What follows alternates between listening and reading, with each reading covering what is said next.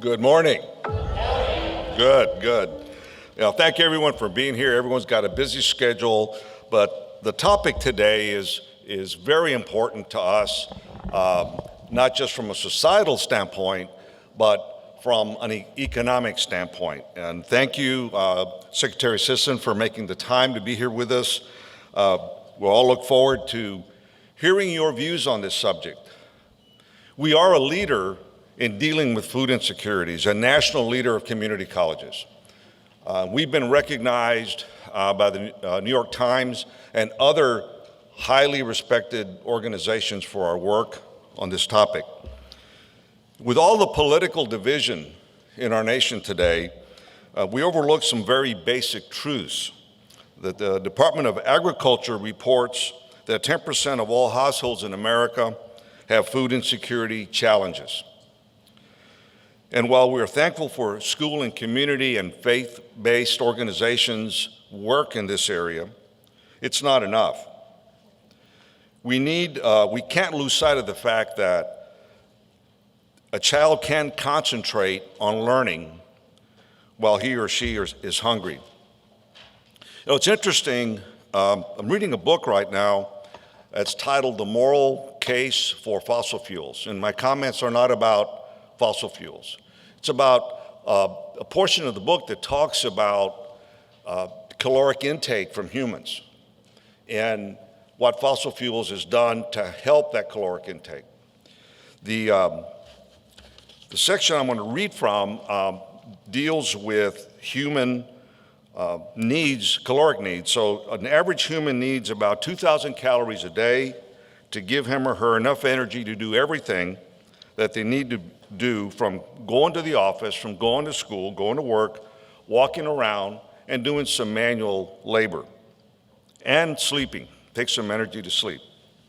That's equal to about 2,300 watt hours, which is about the amount of energy it takes to drive a 100-watt light bulb for a day. Think of that, a 100-watt light bulb. That's how much energy our body burns.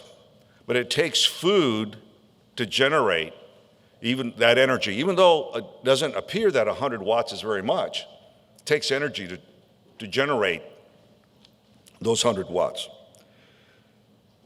The more physical work that you do, the more physical activities, the more calories you need. So if you're a farmer working out in the field, or you're a worker in a warehouse moving boxes around, you're going to use up to anywhere from 3,000 to 4,000 calories. And if you're an athlete, if you're active in sports, you can burn up to 8,000 calories. It's important that we recognize the link between our health and food insecurities. And from the book, it's notable that every increase in human productivity in history has been linked to an increase in human caloric intake. We think it's the machines, it's the technology, and to be sure, they have an impact on productivity. But with every increase in productivity, we see improved health, improved birth rates, fewer deaths in infants, and that's all related to food to the access to food. The Condon Health Communities Institute reports that there are more than 700,000 food insecure individuals in our county, right here in Harris County. It's a rate of about 15%. Among children, the rate of food insecurities is even higher. It has a significant impact on our mission and the work we do. In our profession, we look to Bloom's taxonomy to give us guidance on pedagogy and on developing innovative environments. But many of our students aren't focused on Bloom's technology, they're focused on Maslow's hierarchy, on health and security. Before we can get to Bloom's taxonomy, we need to be sure that we take care of Maslow's hierarchy. So this conversation today is important. It's about an issue that's close to us. We see it every day. Secretary Sison, we're here to listen. We're here because we want to learn what you know. We want you to help guide us. We want to make a difference in our community by uplifting all of those around us. We are one college. We value that perspective of one college, and we have one student body that we care immensely about. So thank you for being here to discuss this topic, and we look forward to learning from you this morning. Thank you.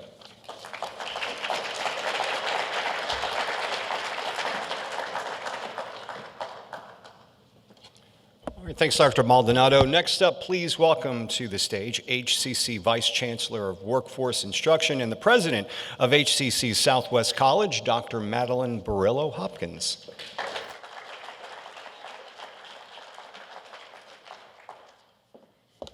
Good morning. Buenos dias. Welcome to all of you to the HCC West Loop Campus. A special warm welcome to our former USA Ambassador to Haiti, Madame Michele Sison. Am I saying that right? Yes. Assistant Secretary of the Bureau of International Organizational Affairs. We're so honored to have you here today at our campus. I am deeply excited as well and share the sentiments of our Chancellor, because we're here this morning to talk about an important issue that is a global issue, but we also see it every day at our campuses, which is food insecurity. Hunger is affecting many parts of the world amid the climate change, the many conflicts that exist in the world today, and increasing cost of food. So food insecurity is real. Here at HCC, we are acutely aware of the problem of food insecurity among many of our students. To address the issue, HCC has been partnering with the Houston Food Bank and other community groups so that we could provide supplemental food items to our student community, our faculty, staff. Every month, a mobile market trailer visits HCC campuses to deliver food staples. In addition, at several of our campuses, we currently have what we call the Eagle Markets, and we're expanding that, where students can pick up food and personal items. We're planning at some of the other locations where we currently don't have those Eagle locations, we're planning to add those. And the reason is because we know that this is a critical issue for many of our students that attend our campuses. And as you heard the Chancellor, food intake it's a critical basic need that impacts learning.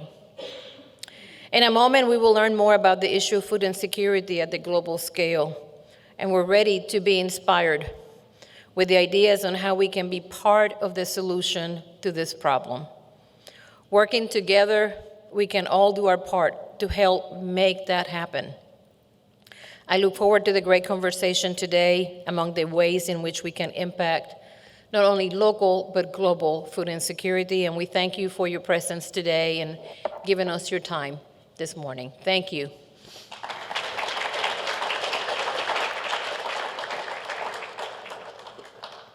Next up, we're going to hear from Dr. Rima Adil. She is the Dean of Student Success at HCC's Northwest College.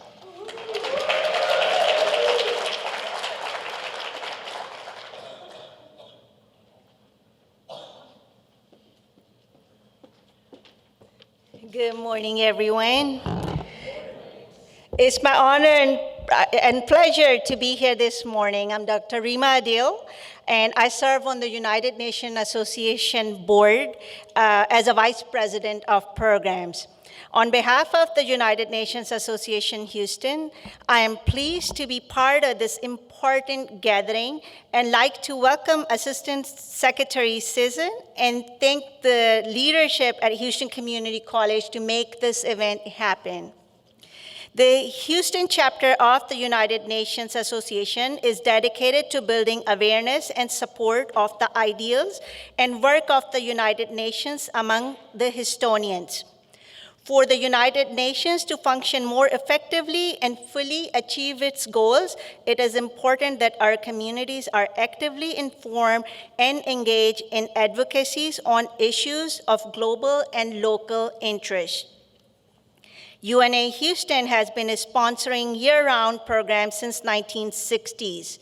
Prominent among our programs, UNA Houston has been sponsoring Houston Area Model United Nations, UNA International Voices of Houston, Global Classrooms, Know Your UN, Wine Around the World, World Cafe, World Refugee Day, Human Rights Day, and UN Day Commemoration, among other programs.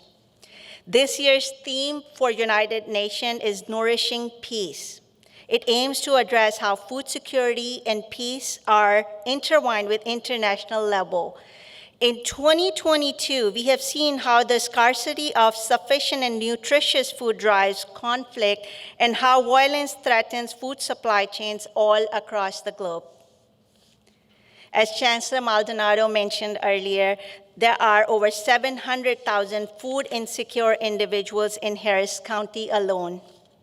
And with food insecurity rate is over 15%. When it comes to food insecurity, one population that is sometimes overlooked is community college students. These students are often forced to make choices when it comes to paying rent, bill, or selecting healthy, nutritious meals. Not having access to healthy food not only impacts the students' academics, but also their cognition, their memory, their attention, and also their sleep. If they do not eat well, they cannot pay attention in the class, they cannot retain the information, and they cannot be successful. So in the spring of 2018, Houston Community College selected 20 seniors from Alief ISD Early College High School to launch a cohort of Ideas Academy.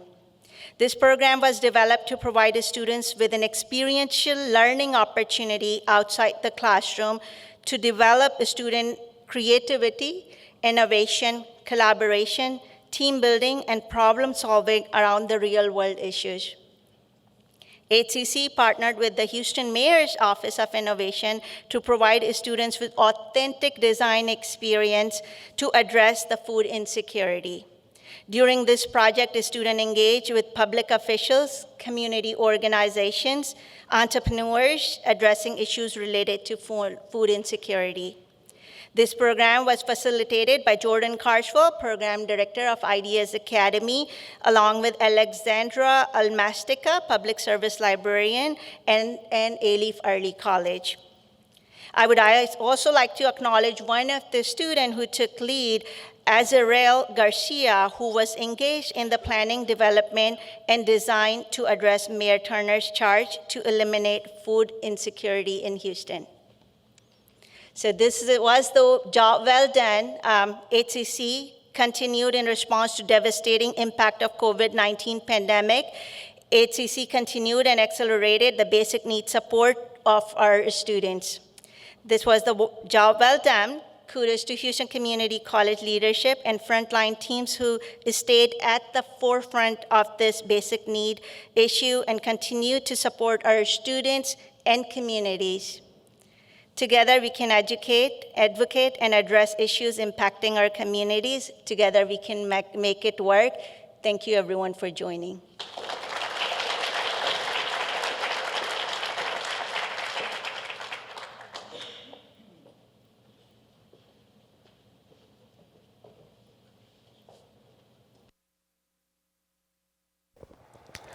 All right, before we get to our conversation, I'd now like to welcome Assistant Secretary Michele J. Sison to the stage. Ambassador Michele J. Sison was sworn in as Assistant Secretary of State for International Organization Affairs on December 21st, 2021. She served as U.S. Ambassador to Haiti from February 2018, October 2020, 21, as U.S. Deputy Representative to the United Nations from 2014 to 2018, where she helped build global coalitions to counter transnational threats to peace and security and advocated for a more effective, efficient, and accountable UN and multilateral system. She has been ambassador to Lebanon, ambassador to Sri Lanka, ambassador to the United Arab Emirates. Ambassador Sison has a long experience with UN peacekeeping and the UN entities responsible for development, humanitarian relief, and human rights. She holds numerous U.S. Department of State awards, including ambassadorial level awards for her contributions to counter-proliferation and combating trafficking in persons. Ambassador Sison holds the rank of Career Ambassador, the highest rank in the U.S. Foreign Service. Assistant Secretary Sison, welcome to Houston Community College.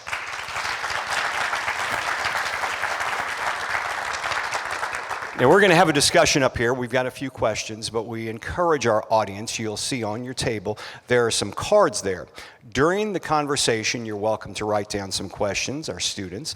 Anyone here, you can pass them on to our staff. They'll be going around. We'll collect those questions, and we'll go through them and ask them at the end. Welcome once again to Houston Community College. We appreciate you taking the time to join us. Maybe you can tell us, a lot of people are wondering, what exactly does the U.S. Assistant Secretary of State for International Organizational Affairs do? Thanks very much again for having me here. Really a great way to start my day in Houston with you all here. So let me back up a little bit. I'm a career Foreign Service officer. I joined the State Department at 22 years old, right out of undergrad. So I've been doing this for 40 years under 6 administrations. Now you mentioned a couple of the countries I've served in, but I'm going to back it up a little bit because it's about how I got to this current position as Assistant Secretary for International Organization Affairs. I started off in Haiti as a 22-year-old, spent 2 years there, went off to West Africa and Central Africa for the next 10 years. Togo, Benin, Cameroon, Cote d'Ivoire. Working at the U.S. Embassy in each of these countries. And then I made a shift to South Asia and served tours in both India and Pakistan. Made another shift. Served in the United Arab Emirates, as you mentioned, Lebanon, Iraq, went back to South Asia, Sri Lanka and Maldives, and then back to Haiti, my most recent tour. So I'm really a field person. I had a couple of tours in Washington along the way. But as was mentioned, I saw UN peacekeepers in action in Lebanon, in Haiti. I saw the UN Development Program in action in so many of those countries. The World Food Program, providing badly needed food assistance, food aid to vulnerable populations, also in many of those countries. So Samantha Power, who was our permanent representative up in New York, called me one day. I was ambassador in Sri Lanka and said, look, I'd like you to think about coming to New York and being my deputy, working on UN Security Council issues, working on making sure that the U.S. voice was heard across the board in all of these UN organizations, this alphabet soup from UNICEF, which is the one most folks know, to UN Women, very important, UN Development Program, World Food Program, Food and Agriculture Organization. So I took that challenge on and served in New York for about 3.5 years with a bird's eye view of how we, the US, show up in the UN system, making sure that the programs are well managed and well governed, that our US interests are well protected, that peace and security and development and human rights priorities are lifted up. So when our new administration asked me to leave Haiti and come to Washington to serve in this new position as Assistant Secretary for International Organizations, I said yes immediately because I really do believe that the US voice, the U.S. point of view, and really the U.S. tenacity in making sure that the United Nations serves the world people, lifts people out of poverty, brings peace and security where it can, and where it has a challenge, works on political reconciliation, peace building, and dialogue. So I'm a big believer in these aspirational goals that were set out 77 years ago. As was mentioned, UN Day is coming up. It's actually the 24th of October, Monday. And my team said, look, we should get out of Washington and go somewhere to help celebrate UN Day. So we looked and decided Houston is the place.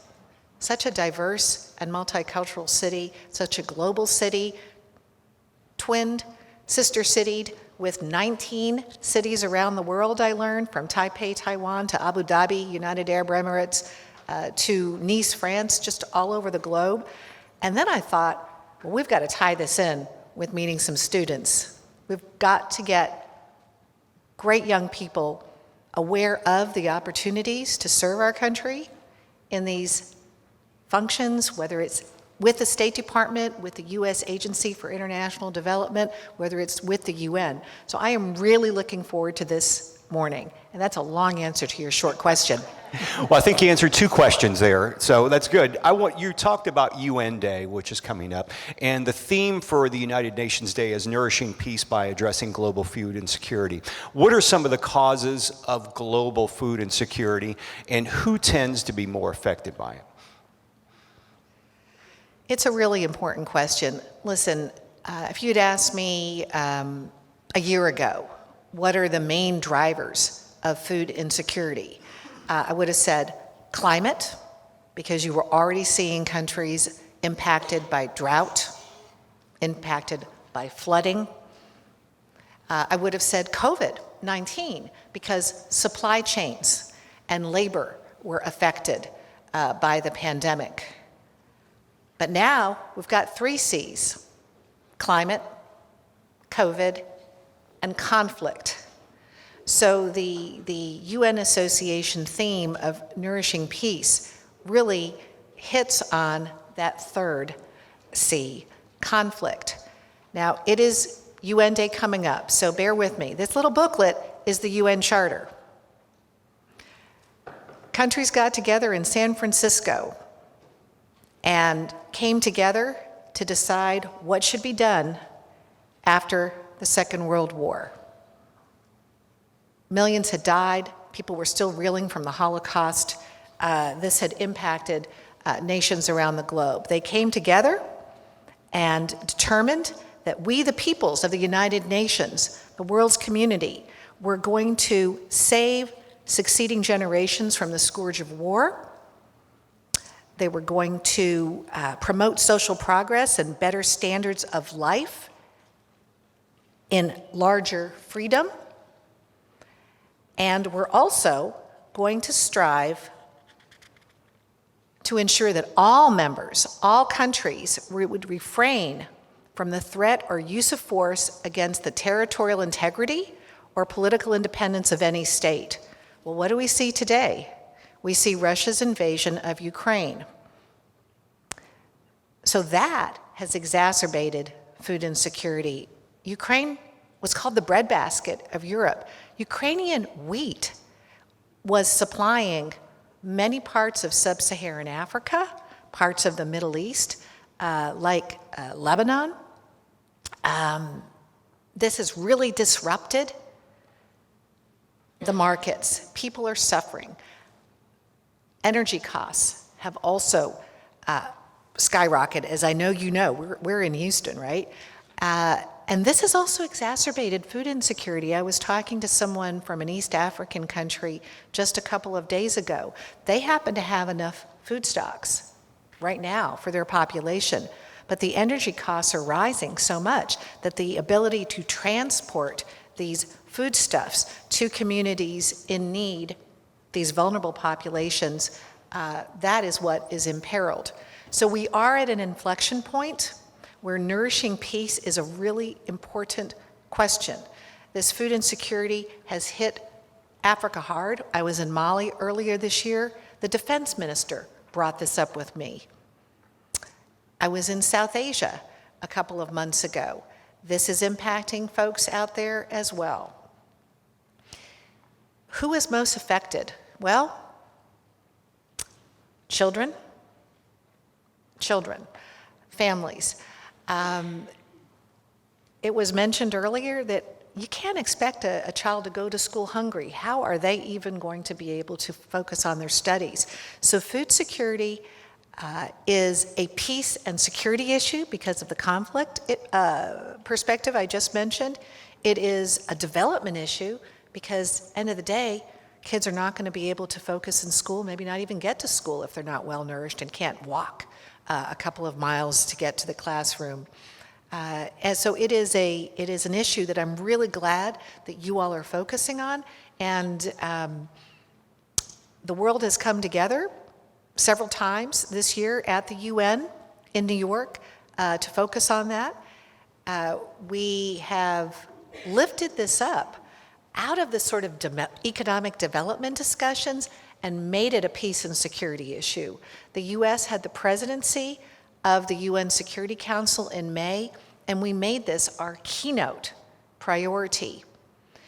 We also, in September, at the high-level week where the world's presidents and leaders come together, we, the United States, with other concerned nations, came together in a food summit and talked about not just food aid, but working with countries to release stockpiles of food, working with scientists and the UN organizations to ensure that improved seeds and improved fertilizers were made available, working with countries that might have export controls because they're concerned about their own country's food stocks, but looking if they can relax some of these in some instances to get food out to other parts of the world. So this is very much on our minds at the U.S. State Department, at our White House, and of course at our mission to the United Nations.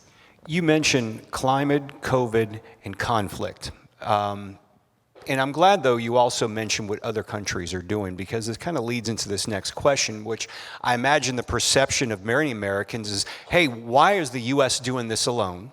Why aren't more nations helping out in fighting global food insecurity? And you kind of touched on that. Maybe you can expand on that a bit, what other nations are doing. And again, the U.S. is faced with so many challenges these days, as are other countries. If you go out in the world and ask folks what's most on their mind, it's going to be these energy costs, it's going to be the climate crisis, it's going to be food prices and food security. So the U.S. can't handle these problems alone. But that is, of course, why we have a United Nations. So let me reassure you, we are not in this by ourselves. I mentioned the May signature event that the U.S. Sponsored during our U.S. presidency of the UN Security Council during the entire month of May of this year. We set out a roadmap to combat food insecurity. It lists all these actions, all these commitments that countries need to take to make sure that collectively the world's most vulnerable children, female-headed households are going to have enough to eat. So more than 100 countries have signed on to that. That's really important. So this is countries from every part of the world, from the Middle East to East Asia, to Europe, to the Pacific. More than 100 countries have signed on to this. That was May.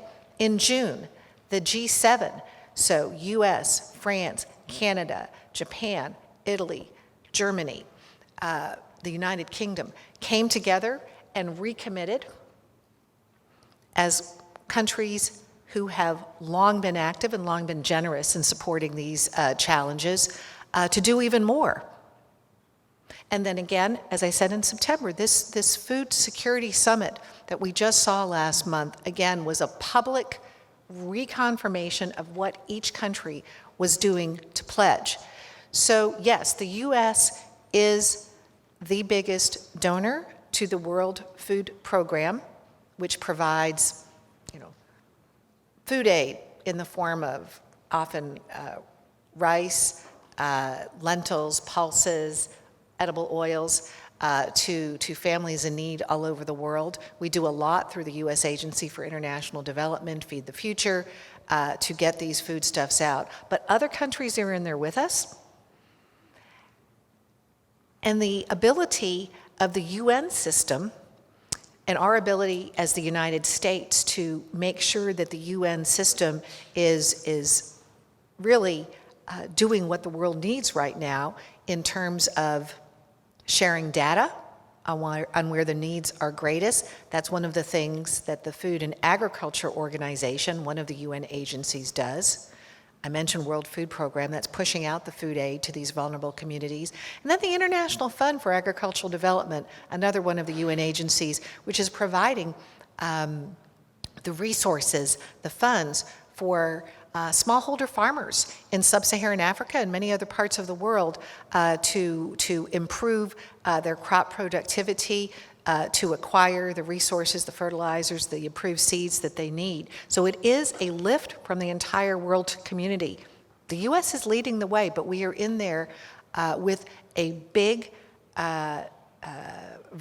number of countries. I want to go back to something else that's really important. We saw the UN Secretary General work with Turkey several months ago on something called the Black Sea Grain Initiative. So this involves the UN, Turkey, Ukraine, and Russia. This is opening up the Black Sea ports so that Ukrainian grain can get out. This is a mechanism that has enabled some portion of what Ukraine's production has been to move to these critical areas. But we are waiting now for this mechanism to be extended.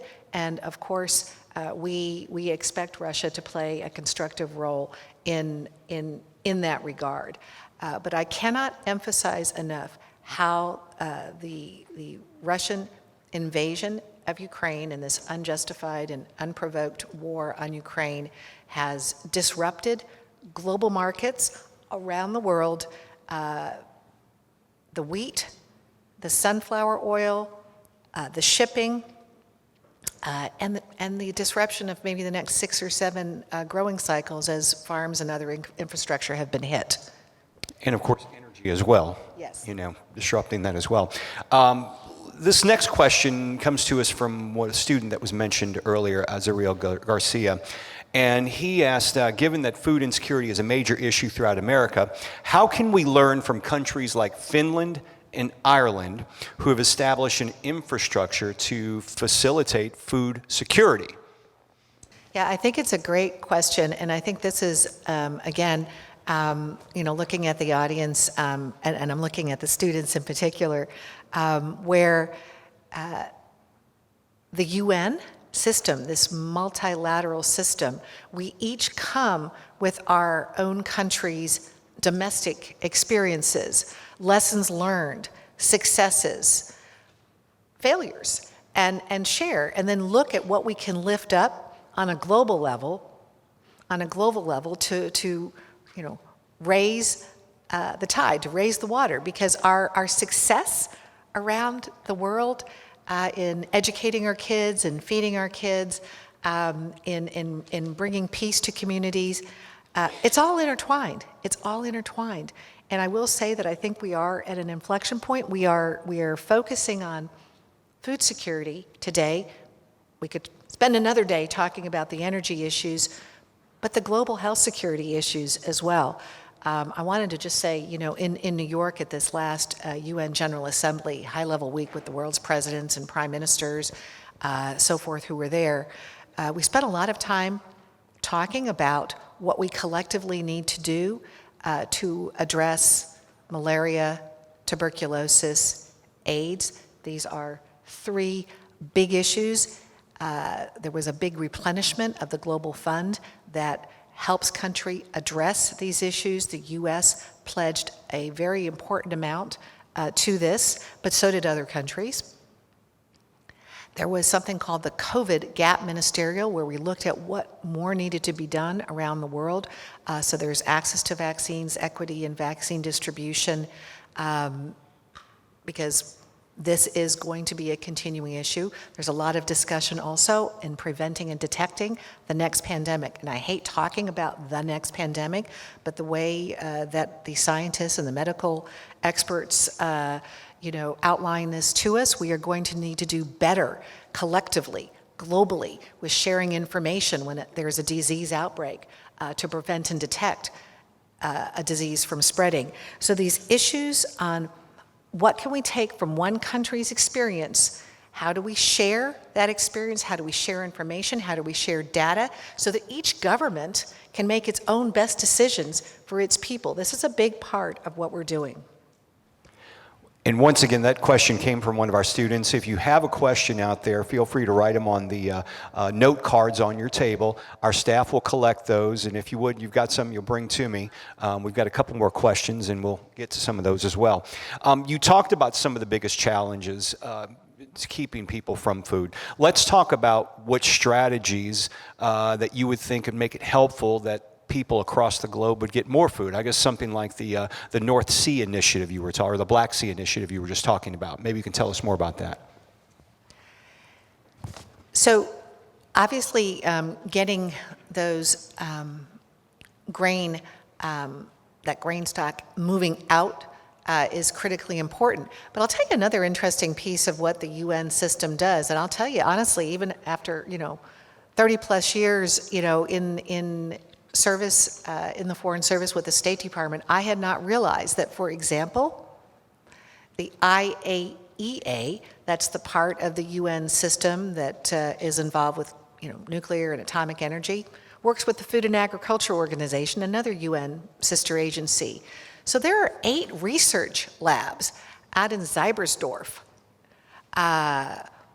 Austria, where they're doing some really cutting-edge research on these improved seeds, on zoonotic disease, disease that infect animals, and other ways that we can use science to improve food productivity, both plant and animal.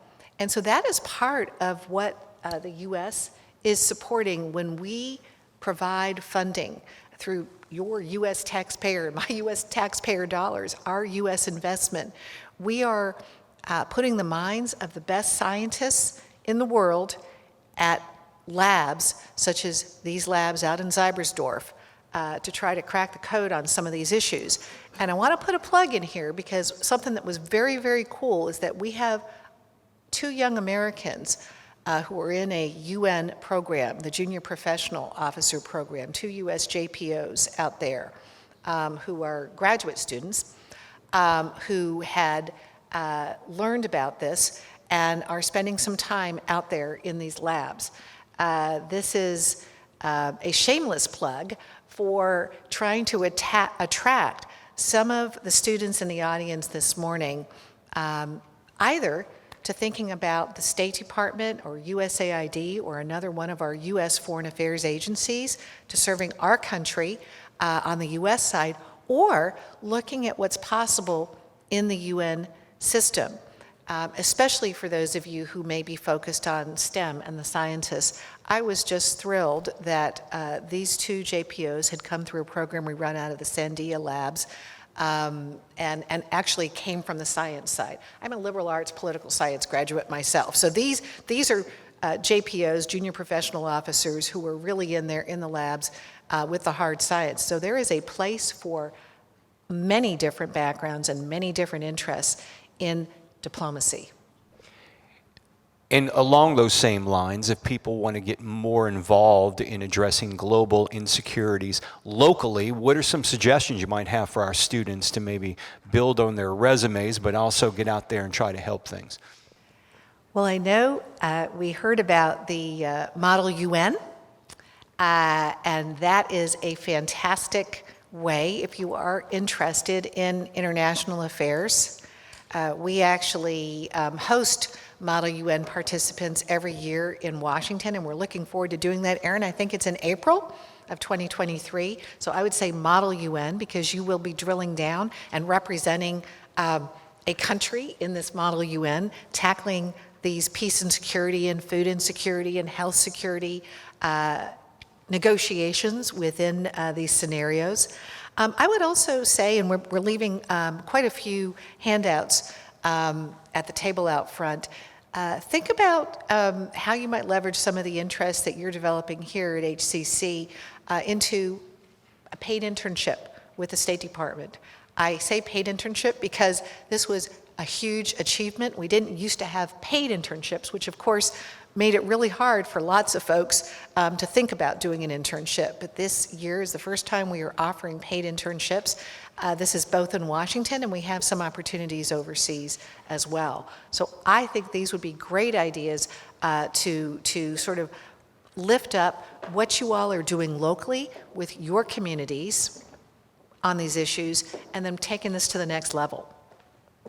I'm glad you mentioned something about paid internships. My first internship was free, and I was getting coffee and washing vehicles. That was part of the internship. It's all changed nowadays. What are some of the other necessary prerequisites that you would suggest for people looking for a career, maybe going into foreign affairs or being an ambassador one day? So it's a great question. Folks think you need to speak, 5 foreign languages and have a graduate degree in international relations to join the Foreign Service. Not at all. We want folks from diverse backgrounds, academic backgrounds, and a diversity. I'm a first-generation Philippine American. I have loved the question that I have received from the time I was in my 20s, working in Haiti and West Africa, to today, when somebody says, oh, you're the American consular, you're the American political officer, or you're the American ambassador? Oh, you don't look American. And people say this all the time, and I love to say, well, let me tell you about my family story, and let me tell you about America. Because as I mentioned, I've served in a lot of corners of the globe where maybe folks haven't met a lot of Americans. So that diversity of approach. So we are looking at folks coming from a variety of academic backgrounds. You don't need a graduate degree to come in. And in fact, there have been a few Foreign Service officers who have passed the written exam and the oral exam without a bachelor's. I'm not going to promote that because I want you guys to achieve your bachelor's. So it is a written exam. That's the first step. And we've got a handout out there with some links, and we can send these electronically, of course, too. And then there's a written, scoring, and then if that goes well, progression to oral examinations. But I'm going to tell you, what folks are looking for is a curiosity about the world, a flexibility and a resilience in approach and worldview, and teamwork. And you might say, how do they figure that out? Well, it's because we have a number of industrial organization experts and industrial psychologists who have designed both the written and the oral exam to make sure that the people we send out to staff our embassies and to work on these negotiations in New York and to develop our policies in Washington are resilient, are creative, and enjoy working as part of a team. When you're in an embassy overseas, it's not just State Department, by the way. We have oftentimes Department of Treasury, Department of Commerce, U.S. Agency for International Development, Department of Defense, Department of Homeland Security colleagues as well. So when we have our staff meeting, as the ambassador, I chaired the staff meeting. We call our staff meeting the country team, because it's the team of all of these representatives of our federal government who work on a team approach to lifting up the U.S. priorities for the country that we're assigned to. So teamwork. We've got some questions from students and we've got from the audience, and a couple of them are geopolitical questions that are on everyone's mind right now. And I'll get started with those. One of them is something we all are kind of wondering right now. What would happen to the food supply if China was to invade Taiwan? Yeah, that's a big question. When we look at the geopolitical challenges these days, we have Russia's aggression on Ukraine, but you have this larger question of China's role in the world. And I'm going to back that up a bit because we had a major speech by Secretary of State Blinken in May, and then we just had the rollout of the national security strategy in Washington on October 12th last week. And so both Secretary Blinken's speech and the national security strategy speak to the fact that we are in this strategic competition, I will call it, with the People's Republic of China. So I'm going to back up, and I'm going to get back to that specific question in a second, but we are looking at what we need to do here in the United States to make sure that our interests and I would say the affirmative agenda of democracies can really show that democracies can deliver to their people and that democracies can help improve the world for all of the world's people, whether we're talking health or food security. So we need to invest in innovation here at home and make sure these U.S. innovations, whether it's in food, agriculture, or in, on the energy side or in technology, in digital tech, that we innovate, that we align, that we build up a group of other countries who will help lift up these priorities on protecting these innovations, and in lifting up the fact that we, the democracies of the world, want to keep the focus on protection of human rights, freedom of speech, freedom of association, and so forth. So we want to invest, and we want to align, and we want to compete.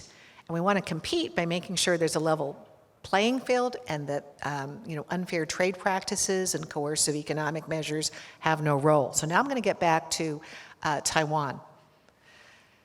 So Taiwan is, of course, not a member of the UN or these international organizations. They are often seeking to be included as observers. And so we at the State Department do seek to ensure that Taiwan's meaningful participation is on the agenda, whether we're talking about a technical meeting up at the World Health Organization in Geneva. That's important. Taiwan had some early successes in the way they approached vaccinating their own population, but they also, by the way, have a Taiwan-developed COVID vaccine under clinical trials by the World Health Organization. Or Taiwan's meaningful participation as an observer at the International Civil Aviation Organization, for example, very much a transportation hub. So the question touched on two really important themes right now: this geopolitical competition, this strategic competition, what the U.S. can continue to do to lift up our affirmative agenda and bring other countries along with us to show that democracies can deliver, and then Taiwan's meaningful participation. Along the same lines, Ukraine-Russia war going on right now. Do you believe the U.S. is going to be dragged into that, other than providing the support we have right now? So you've seen the world come out, not just the U.S., but with a lot of support for Ukraine, including, the European Union has now put sanctions, as we have on Russia, as a way to curb Russia's economic ability to continue this war. The world's nations have come together. Most recently last Wednesday in New York, where 143 countries came together to condemn Russia's purported annexation of Ukrainian territory to uphold Ukraine's sovereignty and integrity. So that was 143 nations came together, and then there were only 4 nations with Russia. You want to guess who those 4 were? Belarus, North Korea, DPRK, Nicaragua, and Syria. Boy, that is 143, and then you have those 5. So you can see a very strong message from the rest of the world. There were 35 other countries who abstained, but I will say the 143 was a huge message to Moscow. That is isolation. That is isolation of Moscow. So the U.S., we're often asked, what about diplomacy? Well, diplomacy doesn't mean negotiations. This has been bandied about. Russia has thrown this out. There is a saying in Washington, we hear it a lot, and in New York, nothing about Ukraine without Ukraine, right? Ukraine and what Ukraine decides, wants, needs, that's what we're supporting. So the U.S. is in there with a lot of other countries pushing for accountability as well. We have seen that Russia has, hit medical facilities, schools, civilian sites. So the accountability for those human rights abuses, human rights violations, looking and documenting and investigating violations of international humanitarian law. This is all part of what the U.S. is doing. I know you're asking another question at the next level of U.S. involvement, on the defense side, but I'm going back to what we are doing right now, today, at the United Nations, at the various fora that the world has come together and identified for holding accountable countries that basically throw this UN charter that we all agreed to 77 years ago right out of the window. I mean, it is ironic, in a way that one of, as we approach UN Day, and again, you look at the first couple of pages of this charter, we all signed up for this. We all signed up for this. So invading another country is just ripping this charter to shreds. And that answer kind of leads into this next question, and this is from a member of the audience. It says, historically, the U.S. has paid for more than required to the UN. You referred to repledging from other countries to pay their own fair share. With that taken, how do we ensure payments are given with historical reluctance by other countries to do so? So I'll get into a little bit of a technical response first. So members come together every 3 years to negotiate what's called the scale of assessments. So there's a regular budget and a peacekeeping budget. So the U.S. share is set, and we, as well as other countries, have a percentage that we are to pay every year into the UN's regular budget and into the peacekeeping budget, because of course there are peacekeeping missions in places that are troubled and impacted by civil strife, and where we want to make sure that civilians are protected and the humanitarian corridors are kept open. So places like the Central African Republic, Mali, the DRC. So every country knows what percentage it is to pay. Sometimes countries get in arrears, sometimes countries can't pay, but there is a system. Now, there are also voluntary contributions.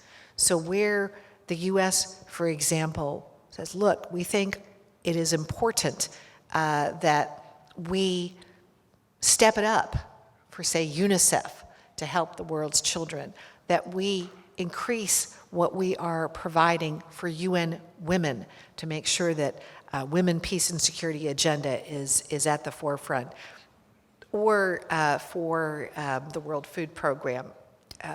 We voluntarily allocate part of our U.S. budget to certain of these priorities. So the U.S. is certainly a very big and important contributor, both on the voluntary side and on that regular budget side. But shouldering that burden is not something we do alone. We want to make sure, yes, that countries pay their fair share, and even more important, I would say, that the UN system is efficient, effective, that there's not waste or fraud or mismanagement. This is another reason that we want to attract more young Americans into the UN system, because we really believe that well-qualified, well-trained Americans inside the UN can lift up these priorities on reform and good governance and transparency and audits, because we want to make sure that our contributions, as well as those from the rest of the world, are really well spent and well targeted. But making sure that the UN is fit for purpose, that's UN speak, that it, for basically that it can deliver on all of these priorities to the world's people, that's another important part of what we do in the Bureau that I head. We hold the UN's feet to the fire on delivering. And so that is all about monitoring and evaluating results and sending our experts out there to make sure that these results are achieved.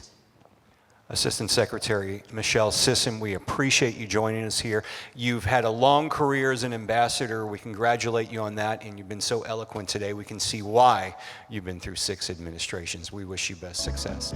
Thank you very being here. much.